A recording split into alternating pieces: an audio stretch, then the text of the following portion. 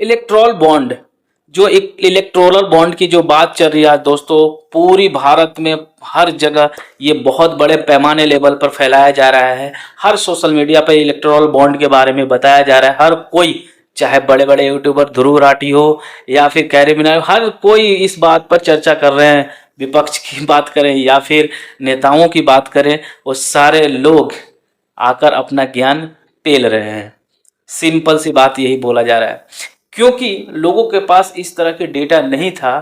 पहले 2018 में ये इंट्रोड्यूस की गई इलेक्ट्रॉल बॉन्ड को, और इस तरह से गवर्नमेंट चाहता था कि कोई व्यक्ति कितना भी फंड किसी पार्टी को दे रहा है, वो पार्टी अपने फंड को किस तरह से यूज कर रहा है, उसकी रेवेन्यू कितनी हो रही है, कौन दे रहा है, क्या डेटा है, ये ऐसा कुछ नहीं था। लेकिन 2018 के बाद ऐसा किया गया कि आपको जितने फंड मिल रहे हैं, मतलब चंदा, उस चंदे को पब्लिक डोमेन को भी पता होनी चाहिए, गवर्नमेंट को भी पता होनी चाहिए कि जो व्यक्ति दे रहा है और जो व्यक्ति ले रहा है और वो कहाँ खर्च कर रहा है, इसकी डेटा, इसकी जानकारी हमारे पास होनी चाहिए। लेकिन ऐसा नहीं था पहले। और इसके बाद 2018 के बाद ये चीज़ें चल रही थी, तो अभी 2024 में सुप्रीम कोर्ट ने भाई अड़ंगा लगाया, और ऐसे समय पर जब चुनाव थे। नमस्कार दोस्तों, जय हिंद। मेरा नाम संतोष कुमार हुआ और आप देख रहे थे संतोष वॉइस। तो आज इसमें जो बात हो रही है इलेक्ट्रोल बॉन्ड की, वो इसीलिए बात हो रही है क्योंकि इतने दिनों से ये चीज़ें सर्कुलेट की जा रही है सोशल मीडिया पर, और लोग भी यही बात कर रहे हैं कि यहाँ पर घोटाला हुआ, यहाँ स्कैम हुआ, यहाँ ये स्कैम हुआ, इसमें ये इस पार्टी के पास इतने हजार करोड़ रुपए कहाँ से आ गए, किसी और पार्टी के पास है जो सिंगल पार्टी सिंगल स्टेट में है, उसके उसके पास 1300-1400 करोड़ रुपए हैं, किसी के पास 6000 करोड़ का है, 1300 करोड़ का है।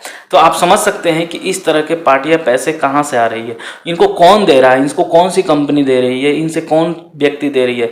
इसमें इतने माफिया, ऐसे ऐसे लोग हैं जो इन्वॉल्व हैं, जो पब्लिक में, उनके डोमेन में कोई रिकॉर्ड नहीं है, लेकिन वो पैसा बहुत ज़्यादा दे रहे हैं चंदा के रूप में, और उस पैसा को मिस यूज किया जा रहा है। उस पैसे को वो कहीं चुनाव या किसी ऐसे चीज़ों में यूज किया जा रहा है जहाँ पर इलीगल तरीके से हो रहा है, इलीगल तरीके से इतने पैमाने पर हो रहा है जिसका कोई हद हिसाब नहीं। और इसलिए सुप्रीम कोर्ट ने इस पर अड़ंगा लगाया था, और सीजीआई ने साफ बोल दिया कि ये चीज़ें बहुत खतरनाक है, बहुत खतरनाक है। दूसरी बात हम ये बताना चाहते हैं कि जब ये पैसे यूज हो रहे थे, या फिर पहले भी चुनाव में ऐसे पैसे यूज हुए हैं, ऐसा तो नहीं है कि पहला बार हुआ, ये तो मोदी की गवर्नमेंट में 2018 में आया।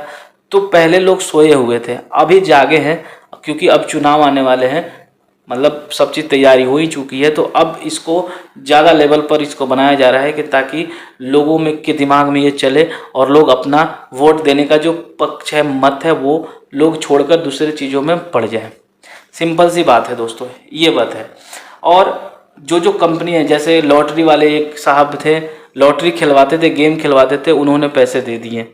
और होता क्या था कि किसकी सबसे बड़े स्कैम इसलिए बोले जा रहे हैं क्योंकि जो पैसा दिया, ठीक है, चंदे के रूप में इन्होंने दे दिया।